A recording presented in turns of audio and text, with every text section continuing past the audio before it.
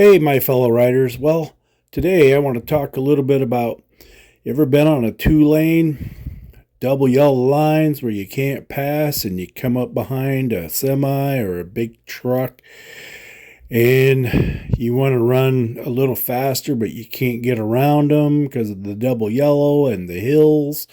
And then going down a hill, they decide to put the brakes on. What's up with this anyway? Well, let me see if I can give you a little insight, shed some light on this situation, maybe make your riding experience as well as the truck driver's driving experience a little better off after I talk to you about this. Now, I can't speak for every truck driver, just as I can't speak for every motorcyclist out there, but let me give you my experience and what's happening, and maybe we'll all have a little better understanding of it all.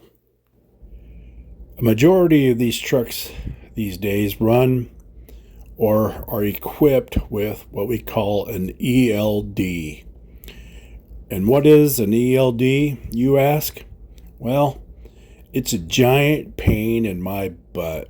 No, an electronic logging device is what most trucks are equipped with now that plug into their ECM, their brain of the truck, so it can track your speed, where you're at, hours of service, hard braking, hard turning, how close you're traveling to vehicles in front of you, as well as many other things, as well as most are equipped with two cameras, one facing the road and the other one facing the driver.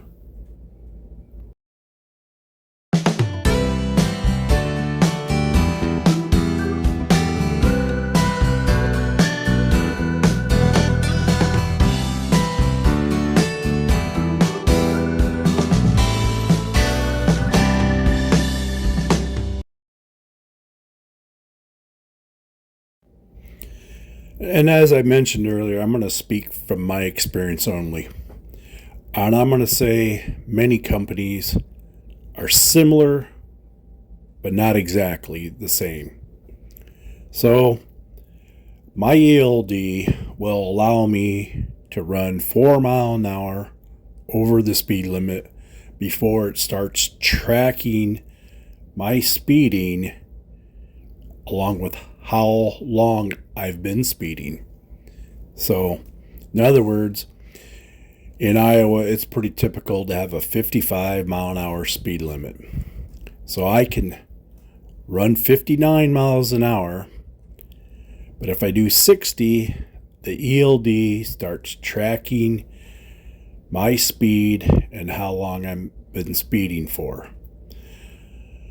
So, when you're going downhill, driving downhill with a big truck, big rig, and you hit 4 mile an hour, 5 mile an hour over the speed limit, it starts to track you. So, going downhill, what is happening when trucks brake is they're trying to get into that cushion of under 4 miles an hour, under 5 mile an hour speed. So, and even at 4 mile an hour, you can still get dinged and it will still track you as going 5 over occasionally. So, many trucks, in this case, a lot of times run with my cruise control set at 3 miles an hour over the speed limit. So I have a little fluctuation. If I'm going downhill, I can run 4 over, 5 over for just a second before I tap my brakes and slow down again. So that's what I do. So when you're going downhill, a truck driver typically isn't trying to mess with your day. They are just trying to get back into that cushion of where they're not being dinged for speeding. Another thing to keep in mind is when you're following a truck and they're coming into a town, and I'm going to speak from my own experience again. Iowa, most two lanes are 55 mile an hour. So what happens? You're coming off the highway at 55 mile an hour and you see a speed limit slower than the 55 mile an hour as you're coming into a town, and say it says 35 miles an hour. Well, in a car, truck, motorcycle, you can just coast, and you probably come into that town 40 mile an hour, 45 mile an hour, and you just coast until you get close to that speed limit.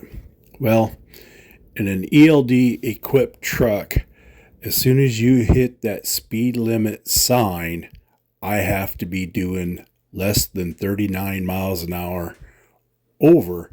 Otherwise, it starts tracking me for speeding. Another thing with an ELD equipped truck is leaving that town and I'm driving 35 miles an hour, the posted speed limit. Say I'm doing between 35 and 38 miles an hour. But I see the sign for 55 miles an hour. The same is true as coming into town. I cannot be going 55 miles an hour until after I pass that sign. So if you're behind me and you're wondering why the heck this truck isn't speeding up, they can see the sign at 55 mile an hour. My ELD and the rules and regulations of my company, I cannot go faster than 39 until after that speed limit sign that's posted for 55 miles an hour.